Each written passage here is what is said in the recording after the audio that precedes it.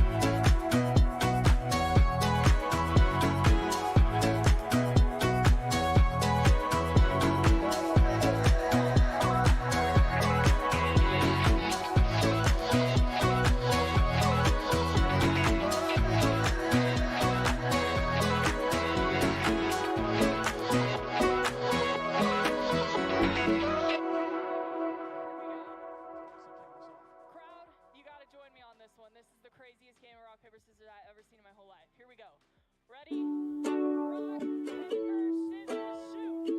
Rock, paper, scissors, shoot. Rock, paper, scissors, shoot.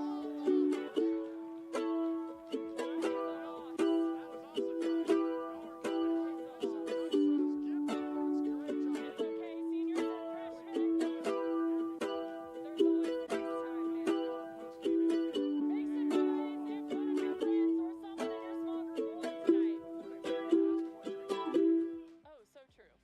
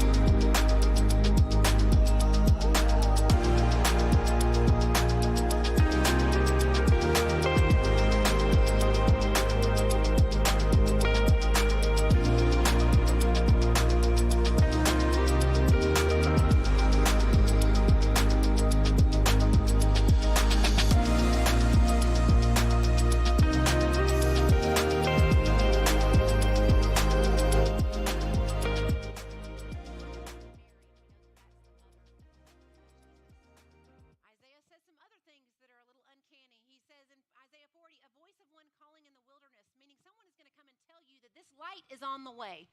A voice in the wilderness is going to come and say, prepare the way for the Lord. And then later in the Gospels, we read about someone named John the Baptist who literally goes out to the wilderness and just spends time saying, God is coming. The light is coming. The kingdom of God is near. Isaiah 53, Isaiah says, he, speaking of this light that's going to come later, this hope that's going to come 700 years later, he was pierced for our transgressions. By his wounds we are healed.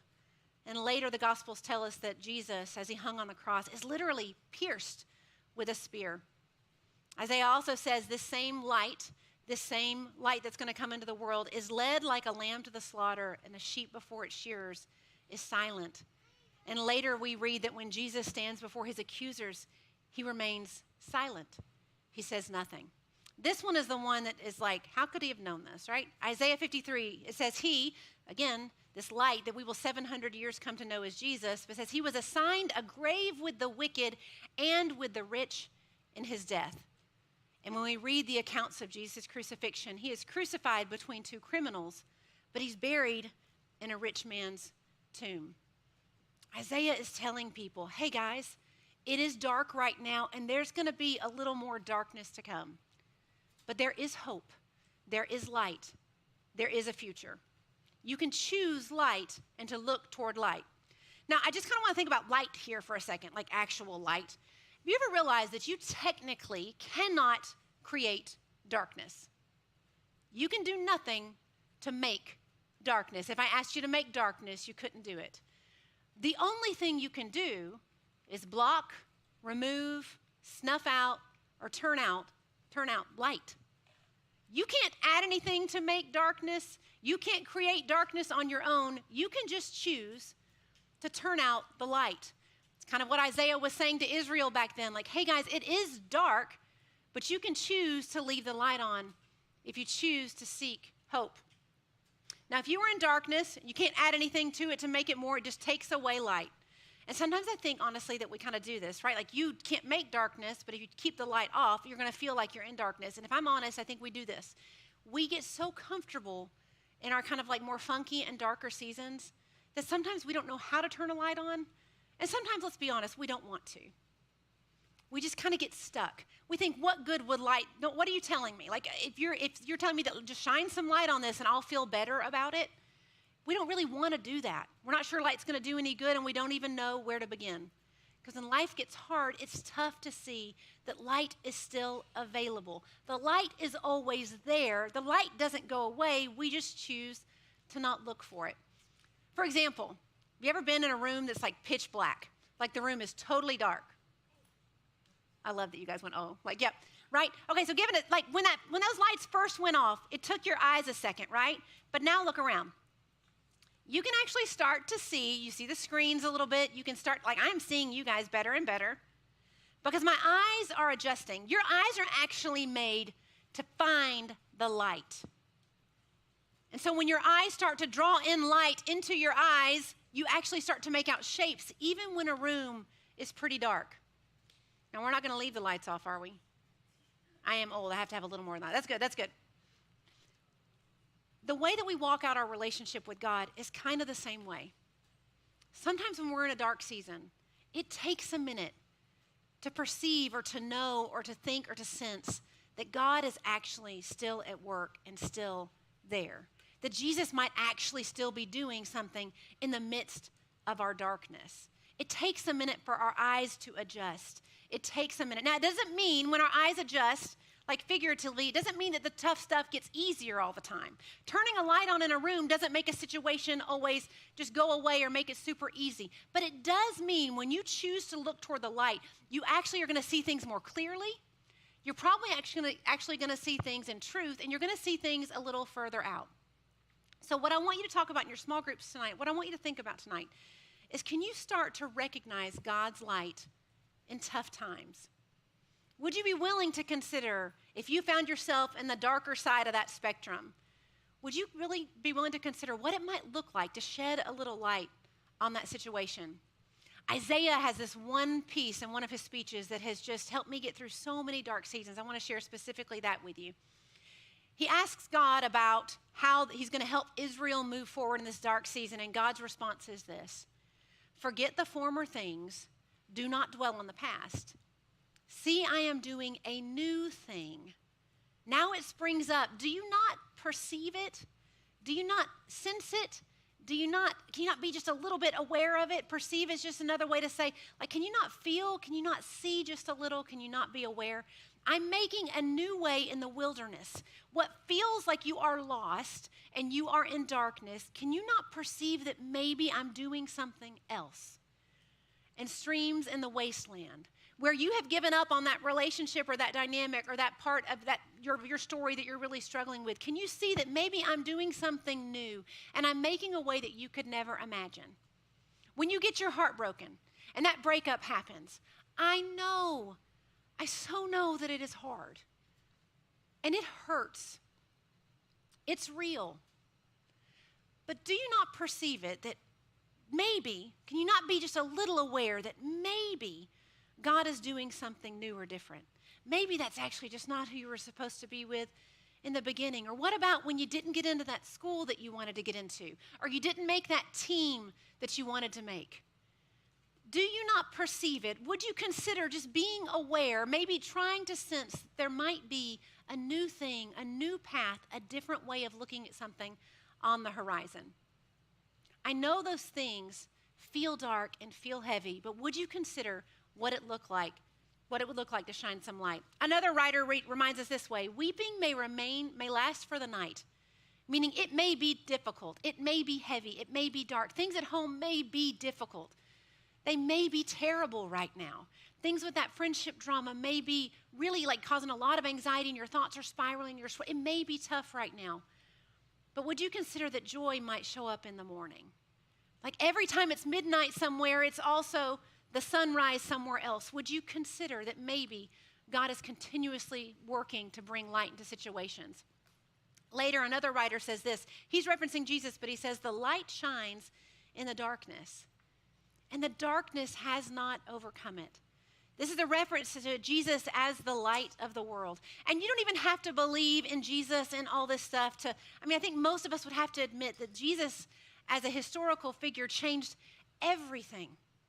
We have laws that are patterned after him. The way that we understand justice, the way that we understand civility, all these things come from Jesus so much. And people have forever been trying to get rid of this light that this Christian thing produces.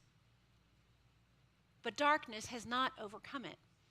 And just as that hasn't worked in the world, do you recognize that hasn't actually worked in your life either?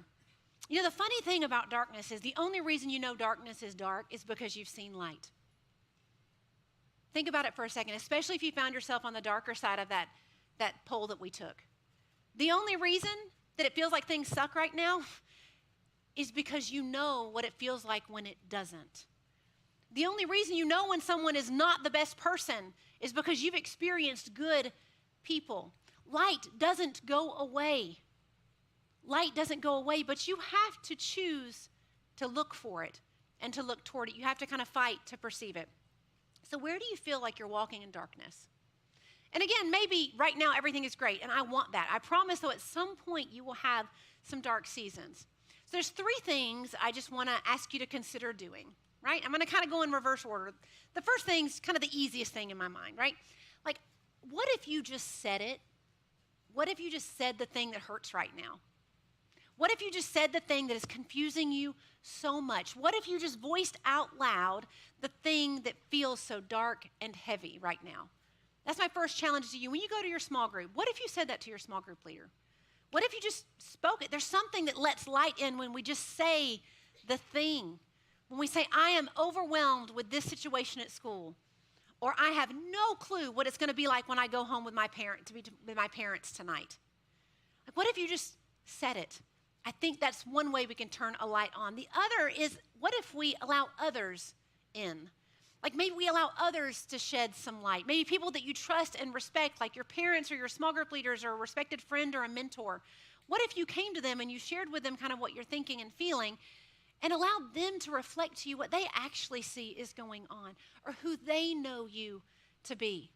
Because sometimes we're in such a dark season, we can't even see ourselves anymore. What if we just allowed others to shed some light on the situation? Or maybe we're too in it. We can't see, like our emotions are on like full tilt. So we're so angry at that person and so hurt by that person, we can't even see what's actually happening. What if someone else could help us see it? And the last point, but to me, this is the biggest one. What if you invited God in? What if you invited God into that darkness? What if you invited the light of the world into the darkest seasons? Maybe you invited God into that secret you've been keeping. What if you invited God into that habit that you've really been trying to break? What would it look like for you to invite Jesus into your darkest seasons? And I don't say that to be flippant because, to be honest, when I was your age, I didn't grow up in church. So if someone had said this to me at your age, if someone had said, just invite Jesus into your dark seasons, I would have rolled my eyes and moved along. But something happened to me in college. I moved from Nashville to go attend college in Boston. And when I moved, it was the middle of winter in Boston. And guys, if you've never left Texas, you have no clue. This is like a legit winter thing, right? Like winter was crazy. And I spent my first semester in college partying and being stupid, thinking I was a real grown-up, but being the most immature I ever was in my entire life. I was damaging my mind, my body, my well-being. I had no friendship. And I would call my mom repeatedly and beg her to get me a plane ticket, because we didn't do the internet plane tickety things, to get me a ticket and bring me home. I wanted to come home. I did not want to be there anymore. I felt like a failure, and I felt absolutely alone. And one night, in my apartment, by myself, in both literal and figurative darkness, I had this thought. I just didn't want to exist anymore. I just was tired of just like breathing. I was tired of living. I didn't know really what to do, or I don't know that I necessarily felt like I knew what I wanted to do next. I just knew I wanted to wake up and not wake up in that position tomorrow. I did not want to be where I was. I did not want to exist. And so I decided that I was just going to toss out a question to the void. Like, in that darkness, I just said, are you real? I don't think at the time I realized that I was talking to God. I mean, I grew up in the South, so I always understood the principle of God. People gave me Bibles as gifts, but like, I don't think I knew back then that what I was asking was, God, will you turn a light on? And as soon as I asked that question, are you even real? Something fell over my heart that I will never forget. I heard a voice say to me, are you done doing life your way? Are you done? Are you ready to surrender and just be done? And guys, in that moment, it didn't fix everything. It didn't fix it. I still had all the insecurities. I still had to process those. But it changed the trajectory of my life forever because I just invited the light that was always and already there in for just a moment. And that moment was enough to take what felt so dark and heavy, and at least I didn't feel alone for that minute. And then I woke up the next morning and something was a little lighter, something was a little brighter, it was a little different. I started to surround myself with better people that would shed light into my life, and I started to give voice to the things that I struggled with. I started to get real accountability, all because I just turned a figurative light on that night. One moment and one question changed the trajectory of my life. So what would it look like for you to invite Jesus in to your darkest seasons, to shine light in the darkest parts of your life? Maybe it's one of those three things that I just mentioned. Maybe for you, actually, tonight when you go home, you can actually ask the same question I did, or your variation of it, or you just got real with God. Maybe it's not a question for you if like the idea of a God exists, but it's more, why would God allow all the things that are happening to you to happen? Ask it. Just you alone, just ask it. Into the darkness in your room, just you ask. Or maybe if that's not the step you want to take tonight, what if you ask someone, maybe go to your small group leaders, if you have a great relationship with your parents or a good trusted friend, and you just ask them like, hey, I'm struggling with this, or maybe like, hey, where do you see that I'm not kind of letting light into my life? Where do you see that I could use some truth? Where do you see that I'm not really seeing myself clearly, or my value or worth is unclear? Ask someone else to shine some light. And if that doesn't sound like something you want to do, maybe just voice it. And if you can't say it out loud, send a text to your small group leaders tonight and just say, this is the darkness I am feeling, and just get it out there. You have to choose light. Darkness isn't a thing on its own. It's only because we aren't perceiving the light. You're going to have both dark and light moments the rest of your life. And Isaiah says, hey, God's always doing something new. Do you not perceive it? Do you not sense it? Will you allow a little light in? I'm going to pray for you. I want you to go talk about that in your groups, okay? Father, you are well aware of every season that we sit in this room.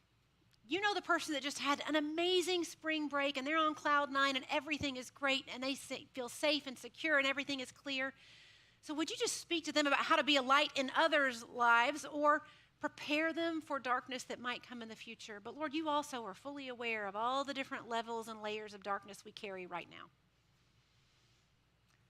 Give us the courage to say it, to allow others to shine light on it, and just to consider where you might be at work in it. We thank you. Lord, we actually thank you for darkness and light. We wouldn't know one without the other. But I do ask that you would help us see you more clearly, and we would recognize the light that you're already shining in our lives. Amen. Thank you guys so much. Go to your small groups.